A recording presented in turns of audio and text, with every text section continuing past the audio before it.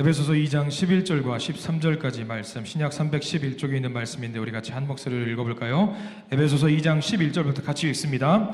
그러므로 생각하라. 너희는 그때에 육체로는 이방인이요 손으로 육체에 행한 할례를 받은 무리라. 칭하는 자들로부터 할례를 받지 않은 무리라와 칭함을 받는 자들이라. 그때에 너희는 그리스도 밖에 있었고 이스라엘 나라 밖에 사람이라.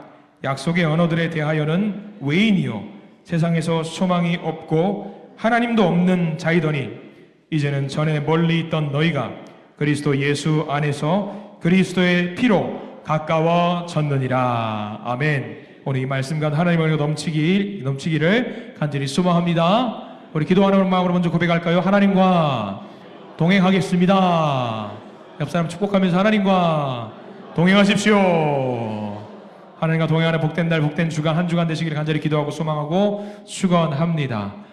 아까도 기도하실 때 우리 고강수 집사님 말씀하셨지만은 돌아오는 금요일부터 이제 사전투표하는 날이에요. 그래서 나라를 위해서도 우리 부단히 기도할 수 있는 우리 모두가 되기를 소망합니다. 위정자들을 위해서 기도하지 않으면 그 나라는 망합니다. 그래서 우리가 위정자들을 위해서 기도하실 수 있는 우리 모두가 되기를 간절히 소망합니다. 자, 오늘 주보를 보시고요. 오늘 말씀 제목 한번 볼까요? 주님이 기뻐하시는 교회 세 번째 시간으로 하나님이 거하시는 처소라는 제목을 잡고 함께 말씀을 나누어 보려고 합니다. 하나님이 거하시는 처소가 어디일까요? 여러분들이 알고 계시는 하나님이 계시는 처소가 어디입니까? 여기죠. 교회죠. 맞죠? 왜 부정을 안 하셔요? 꿀먹은 벙어리가 되셔가지고. 하나님이 거하시는 처소는 이곳일 수도 있고요. 근본적으로는 어디 있어요? 손가락으로 가리켜 보세요. 하나님 어디 계세요? 거기 있어요. 거기 계셔요. 거기 계신데요. 우리 마음속에 있는 하나님이 거하시는 처소입니다. 맞아요. 내 마음이고 내 속에 우리 하나님이 계십니다. 이거를 여러분들 명심하시기 바랍니다. 이것을 기억하시고 오늘 말씀을 보셔야 돼요. 하나님이 어디 계신다? 내 마음속에 계신다라는 것이 기본 전제가 돼야 돼요. 이게 전제가 안 되면은 오늘 말씀 들어도 꽝입니다. 하나님이 이 마음속에 계신다라는 것을 알고 들으시기 바랍니다. 예전에 2000년도에서 2002년도에 한국에서 큰 인기를 끌었던 TV 프로그램이 하나가 있었어요. 일요일 밤에라는 프로그램 안에서 진행이 됐던 프로그램 중에 하나가인데 뭐냐면 러브하우스 아셔요? 러브하우스가 어떤 프로그램인지 기억나셔요? 유명한 건축사들이 참여해서 집을 고쳐주는 프로그램이었어요. 허물어서 새로 만들기도 하고 리모델링을 해서 사람들에게 굉장히 큰 기쁨을 주었던 공익적인 요소가 많이 들어있었던 프로그램이었습니다. 그때 프로그램 굉장히 좋았어요. 굉장히 보면서도 흐뭇하게 미소가 나왔던 프로그램이었는데 그때 2000년에서 2002년 한국사회에서 그 러브하우스가 굉장히 선풍적인 인기가 우리는 잘 모르지만 세계적으로도 인기가 많이 끌었었어요. 그래서 일본에서 아사히 TV에서 그 프로그램을 그대로 가져다가 그 프로그램을 방영하기도 했어요. 제목은 Before and After라고 전과 후라는 내용이었어요. 고치기 전, 고치기 후, 고친 후. 일본에서 했던 프로그램이고요. 단순하게 일본에서 그 프로그램을 했던 것으로 끝나는 것이 아니라 미국에서도 그 프로그램을 수입을 해가서 자기들이 했어요. 잠깐 사진을 한번 보여주시면 미국에도 이런 프로그램이 있었어요. Extreme Makeover Home Edition이라고 해가지고 저 사람들이 유명한 건축가들인데 집을 고쳐주는 프로그램. 이라크 참전 용사들, 전쟁 영웅들, 힘들고 어렵게 사는 사람들을 찾아가서 집을 개보수해 주기도 하고 좋은 호평을 받았어요. 우리나라에서도 호평 받았던 프로그램이었고요. 일본에서도 그랬고요. 미국에서도 마찬가지로 굉장히 호평을 받았던 프로그램입니다. 제가 인상 깊게 봤던 기억이 뭐였냐면 집을 고치는 과정들이야 워낙 전문가들이 참석했기 때문에 당연히 좋게 만들겠거니 생각을 할 수밖에 없죠. 근데 문제는 뭐였냐면 문제는 아니고요. 제가 인상 깊게 봤던 것은 뭐냐면 집이 새로운 집으로 탈바꿈했을 때에 그것을 지켜봤던 주인들, 그 사람들이요. 그 사람들의 표정들과 촬영진들, 그 실질적으로 건축을 했던 사람 말고는 아무도 몰라요. 문을 열고 따라다라따 들어가야지만이 이게 이렇게 변했다라는 것을 알 수 있었고요. 그 전까지는 정말 비밀로 붙였다가 그거를 보는 순간 감격하면서 눈물을 흘렸던 프로그램이 기억이 나요. 설계한 디자이너들도 서로 얼싸안으면서 울고 감격해서 서로 잘해보자고 힘내보자고 했던 내용들이 기억이 납니다. 말씀을 준비하면서 오늘 말씀 제목 하나님이 거하시는 초소, 그래 하나님이 내 마음속에 거하시지라는 생각하면서 그때 그 러브하우스 프로그램이 문득 생각이 나는 거예요. 왜 났을까? 우리도 사실 그랬어요. 무너져가는 집이었거든요. 지옥으로 향해서 무조건 브레이크 없이 달려가는 그런 집이었는데 그 쓰러져가는 집에 누가 오셨냐면 하나님이 오셨고요. 하나님이 오심으로 말미암아서 이 집을 회복 불가능이라고 해도 이상하지 않은 그 집을 헐어버리고 버려도 이상하지 않은 그 집을 하나님이 새로 만들어 주셨어요. 그 러브하우스 프로그램에 새집 받아보고 눈물 흘리면서 감사합니다 감사합니다 연신 그 말 말고는 안 해요. 그 집주인들이 감사합니다 감사합니다 감사합니다 했는데 우리는 어떤가? 이 집이 무너졌다가 다시 세움받았는데 여러분들 감사하고 있냐? 우리가 감사하고 있냐? 그거죠. 여러분들 하나님께 감사하시기를 바랍니다. 정말 감사하셔야 돼요. 오늘 에베소서 이야기는 바로 그 이야기예요. 무너질 수밖에 없는 에베소 교회의 공동체, 그들에게 놀라운 역사가 일어났다라는 것이 오늘 성경 말씀의 기록입니다. 먼저 볼까요? 이 사람들이 어떤 사람이었는지 좀 봐야 돼요. 에베소 교회에 있었던 사람들이 무슨 사람이었고 뭐 하는 사람이었는지 에베소서 2장 11절과 12절 말씀, 기존에 이 사람들이 어떤 사람들이었는가 한번 보십시오. 자, 2장 11절 같이 한번 읽어봅니다. 그러므로 생각하라. 너희는 그때에 육체로는 이방인이요 손으로 육체에 행한 할례를 받은 무리라 칭하는 자들로부터 할례를 받지 않은 무리라 칭함을 받는 자들이라. 그때에 너희는 그리스도 밖에 있었고 이스라엘 나라 밖의 사람이라. 약속의 언약들에 대하여는 외인이요 세상에서 소망이 없고 하나님도 없는 자이더니. 누구였다라는 이야기예요. 그때에 예수를 받아들이기 이전에 그리스도 밖에 있었을 때에 안 믿었을 때에 무너질 수밖에 없었던 사람이라는 거지요. 여러분들 예수님 믿으시지요? 지금은 어때요? 일어서실 수 있는 것 같아요? 안 무너져요? 저는 안 무너질 거라고 믿어 심지 않습니다. 저는 사실 좀 그래요. 모태신앙이라 외인이라고 하죠. 예수를 안 믿었을 때의 모습을 상상을 해본 적이 없어요. 태어나면서부터 제 의사와 상관없이 하나님을 믿는 사람이었기 때문에. 근데 우리 신앙인들 옆에 주변 둘러보시면은요, 모태 신앙이 아니라 살면서 예수 그리스도를 받아들이신 분들이 분명히 계셔요. 그렇죠? 손 한번 들어보세요. 네. 감사해요. 그런 분들은 아마 모태 신앙인 분들보다 받은 느낌이 다를걸요? 좀 다를걸요? 분명히 다를 거예요. 나는 눈 떠봤더니 교회를 맨날 가요. 안 가면 엄청 혼나니까 갈 수밖에 없는 상황. 근데 그거랑 상관없이 과거에는 오늘 성경 말씀에 따라서는 외인이에요. 외인은 구원받을 수 있을까요? 없을까요? 못 받아요. 못 받아요. 이방인은 못 받아요. 성경에 나와 있어요. 그런데 구원을 못 받은 존재, 죽을 수밖에 없는 존재였는데 지금은 어때요? 달라졌어요. 구원받을 수 있는 사람으로 확실히 달라졌어요. 사도 바울이 지금 에베소 교회 성도들을 향해서 말하는 거예요. 야, 너희들 예전에 형편 없었잖아. 조롱받아 마땅한 사람들이었잖아. 나쁜 사람들이었잖아. 그것을 지적하는 게 아니라 이 변화된 삶이 얼마나 감사한지 좀 알아라. 그 말을 하고 있는 거예요. 우리 교회에서 믿는 자로 살아갈 때에 예전의 모습을 꺼내서 생활할 때가 간혹 있습니다. 예전의 모습을. 예수 믿기 전의 모습을 꺼낼 때가 있어요. 서로 믿는 자로 살아갈 때에 다른 사람들, 나와 의견이 다른 사람들, 불평하는 사람들, 불만을 가진 사람들, 그런 사람들로 인해서 도대체 저 사람은 왜 저러는 거야? 하나님이 저런 사람도 구원해 주실까라고 생각하면서 옛날 예수 믿지 않았을 때의 마음을 갑자기 피어오를 때가 있어요. 그러면 그런 분들 명심하십시오. 그 위기를 이겨낼 수 있는 방법이 딱 하나 있거든요. 뭔지 아세요? 예수 믿기 이전의 내 모습과 지금의 내 모습을 비교해 보세요.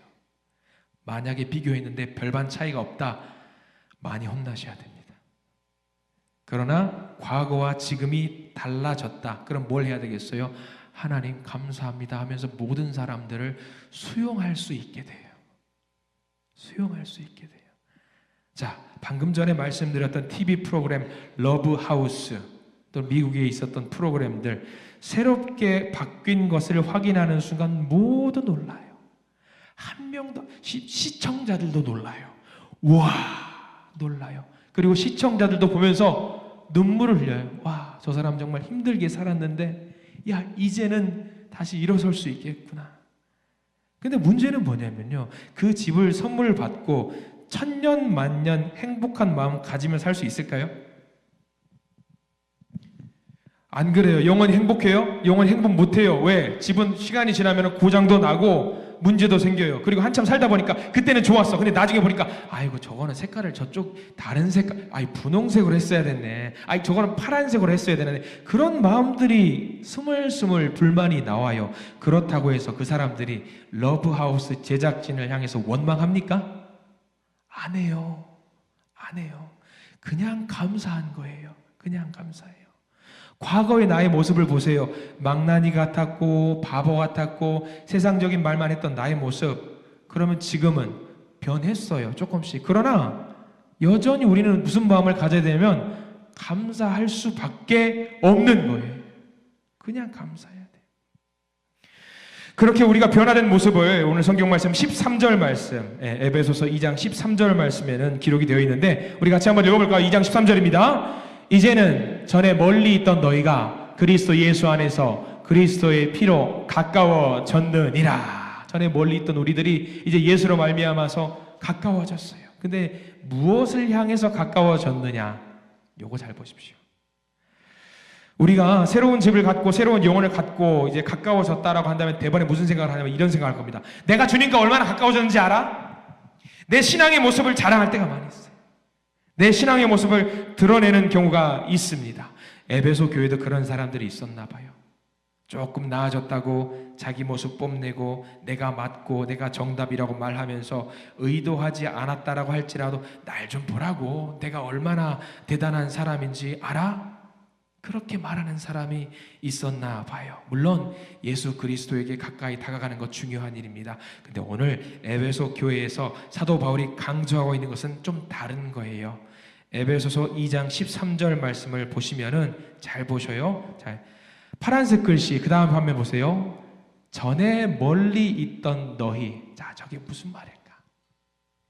전에 멀리 있던 너희가 그리스도 예수 안에서 가까워졌다는 거예요.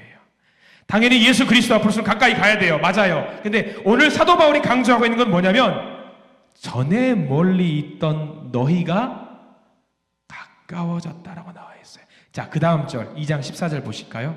2장 14절 저기도 읽어볼게요. 시작. 그는 우리의 화평이신지라 둘로 하나를 만드사 원수된 것 곧 중간에 막힌 담을 자기 육체로 허시고. 자, 조금 확실해졌습니다.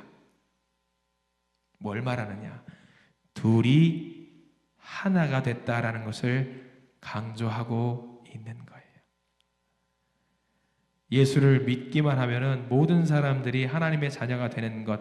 그때만 해도 유대인들은 이방인들을 무시했어요. 이방인은 유대인들을 서로 무시하면서 서로 험담하고 시기 질투, 교회 내에서 그런 일들이 있었습니다. 근데 예수님께서 지금 그 말씀을 하시는 거예요. 둘이 하나가 되었다. 한 집에서 살고 있다라는 것을 말씀하고 있는 거죠. 자, 그 다음 절 볼게요. 에베소서 2장 15절에 또 강조하는 말씀이 있어요. 같이 읽어보겠습니다. 법조문으로 된 계명의 율법을 폐하셨으니 이는 이 둘로 자기 안에서 한 새 사람을 지어 화평하게 하시고 서로 사랑하는 새 집을 지어서 함께 살아야 된다라는 것을 말씀해 주고 있는 겁니다. 그러니까 예수 믿는 자들은 자기만 살던 그 집을 허물어 버리고 함께 살 수 있는 그 새로운 집을 지어야 된다라는 말씀이에요. 예수 믿는 사람들은요, 예전에는 그렇게 살았을지 몰라요. 그러나 예수 믿고 나서부터는 이제 새로운 거처를 하나님이 주셨는데 그러한 차별, 시기, 질투, 그런 것들을 다 허물어 버리고 둘이 하나가 될 수 있는 아름다운 거처에서 살아야 된다라는 것을 사도 바울은 지금 이야기하고 있는 겁니다. 예수님께서 그 일을 감당하게 만드시려고 십자가에서 자신을 내어주셨고요. 자기 희생을 하셨어요. 자기 희생을 통해서 둘이 하나가 될 수 있는 길을 열어주셨어요. 교회가 하나 될 수 있는 길을 열어주셨어요. 그럼 우리도 따라가야죠. 그래야 우리도 이 마음속에 주님을 온전히 모실 수 있는 거 아니겠습니까? 그래야지 우리 마음속에서 주님이 기뻐하시는 교회, 처소가 될 수 있는 거 아니겠어요? 가장 필요한 거, 예수님이 하셨던 것처럼 나를 희생하면 됩니다. 나를 희생하면 돼요. 예수님처럼 자기를 희생하고 내가 죽을 때에만 차별과 미움의 문제가 해결이 될 수 있어요. 과거에는 분명히 망해가는 그 집에 살던 우리가 나 혼자 살아야지 했던 우리가 예수의 은혜로 예수 믿는 자가 되었다라고 한다면요, 이제는 그 집에서 알콩달콩 사랑을 나누면서 은혜와 사랑을 전할 수 있는 자로 하나 되는 삶을 살기 위해서는 나를 죽이면 돼요. 나를 희생하면 돼요. 내가 먼저 하면 돼요. 내가 먼저 하면 된다니까요. 부부지간의 다툼할 때도 그렇습니다.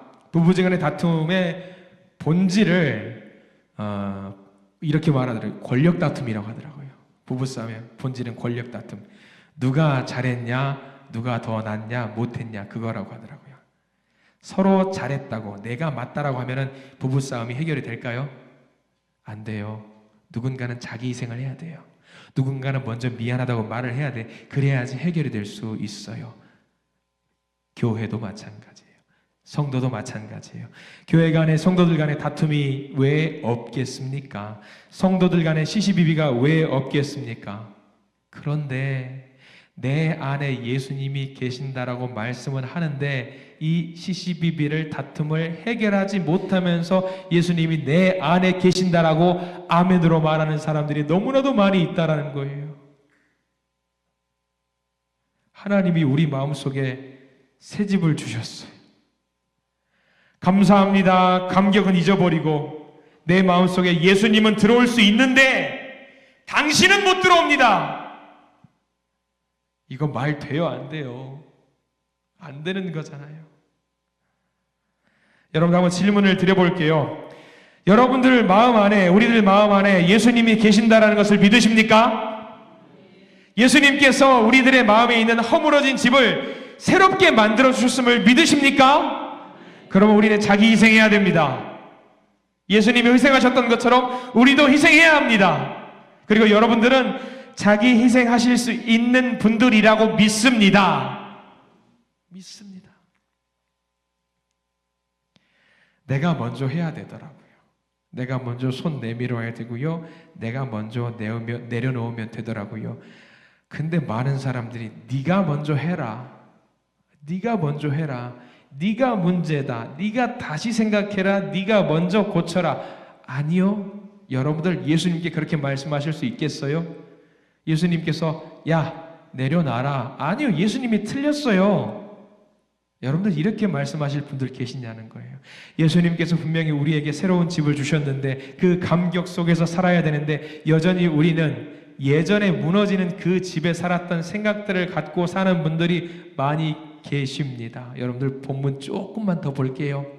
하나님께서 우리로 하여금 왜 이렇게 둘이 하나가 되게 만드셨는지 이유가 나오거든요. 2장 18절 말씀, 에베소서 2장 18절 말씀 같이 읽습니다. 시작. 이는 그로 말미암아 우리 둘이 한 성령 안에서 아버지께 나아감을 얻게 하려 하심이라. 이 말씀 대충 읽지 마십시오. 진정으로 내가 예수 그리스도를 믿고 구원을 받았다면 하나님께 나아갈 때 성령이 두 개입니까? 하나입니까? 한 성령 안에서 같이 나가야 돼요. 네가 믿는 성령과 내가 믿는 성령, 너와 함께하는 성령과 내가 함께하는 성령은 다르다라고 하면은 하나님께 나아갈 수 없다는 거, 저 말씀 잘 기억하십시오. 하나님께 나아갈 때는 혼자 나가는 거 아닙니다. 하나님 앞에 나아가면서 옆에 있는 분들과 손잡고 같이 가야 되는데 다른 사람과 미움의 관계를 가지고 두 개의 성령으로 갈 수가 없어요. 반드시 하나의 성령을 가지고 오라고 예수님이 말씀하셨습니다. 저거 할 수 있으시겠어요? 우리 저거 해야 되는데 어떡하죠? 한 성령 붙들고 나가야 되는데 어떡하죠? 이런 말씀도 있습니다. 마태복음 좀 노골적인 말씀이에요. 마태복음 5장 23절과 24절 말씀인데 이 말씀 잘 보십시오. 여러분들 예배 드리러 오셨잖아요. 우리 예배 드리고 있잖아요.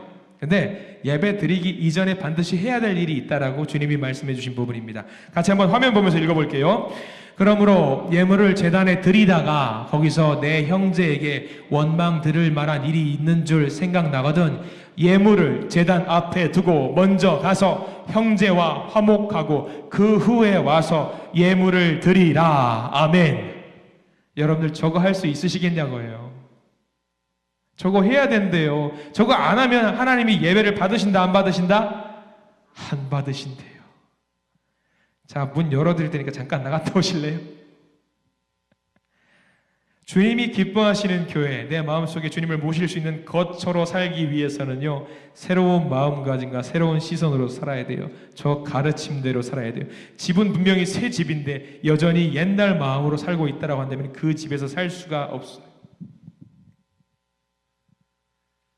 운동 경기 중에는요, 팀을 꾸려서 하는 경기가 있어요. 제가 농구를 워낙 좋아하니까 농구라는 스포츠를 잠깐 이야기를 드릴게요. 다른 스포츠도 있네요. 우리나라 2002년도에 월드컵에 몇 강까지 올라갔어요? 여러분 기억나셔요? 무려 16강까지 갔죠? 예. 뭐 16강까지 갔나 보네. 예. 4강까지 갔어요. 면면이 살펴보면요, 그 멤버들 16강까지 갈 수 있는 멤버였을까요? 아닐까요? 멤버가 되니까 갔겠죠. 근데 한 명 한 명을 다 이제 끄집어내 보면은요, 4강은커녕 16강도 어려운 멤버였대요. 네. 근데 그게 가능했던 이유가 무엇이냐면 하나가 되었다라는 거예요. 서로 권면하고 사랑하고 자기 희생하고 내가 킥 찰 거 네가 차라, 네가 할 거 내가 할게, 이런 것들을 서로 하면서 한 팀이 되었기 때문에 4강까지 갈 수 있었다라고 합니다. 농구 경기를 볼게요. 농구 경기는 몇 명이 뛰냐면 5명이 뜁니다. 5명의 선수 중에 한두 명 국가대표 선수가 있다라고 해서 그 선수 팀이 우승을 할 수 있을까? 제가 예전에 기억나는 팀 중에 시카고 불스라는 미국 팀과 디트로이트 피스톤즈, 방송실 다음 화면 띄워주시고요. 시카고 불스랑 디트로이트 피스톤즈라는 두 팀이 있었어요. 저는 저 팀 중에 시카고 불스를 굉장히 좋아했습니다. 왜냐하면 저 팀에 누가 있었냐면 마이클 조던이라고 하는 전무후무한 네로라는 선수가 있었어요. 세계 최고의 선수라고 할 수 있는 대단한 선수죠. 근데 이 시카고 불스 마이클 조던이 이끄는 팀이 번번이 저기 디트로이트 피스톤즈라는 팀에서 부딪혔대요. 3번이나 연달아 파이널에서 패배를 한 거예요. 아니, 우리는 생각하죠. 마이클 조던 같은 대단한 선수가 있으면은, 스코티 피펜이라는 대단한 국가대표 선수가 있으면은, 아니 2명 정도 국가대표가 있고 저기 디트로이트라는 팀에는 국가대표가 1명도 없는데 번번이 디트로이트한테 지는 거예요. 막혀요. 디트로이트 팀의 개개인의 전력을 분석했을 때 대단했느냐? 아니요. 다들 별로 그렇게 잘하는 선수가 아니었어요. 그럼에도 불구하고 시카고가 무너집니다. 왜?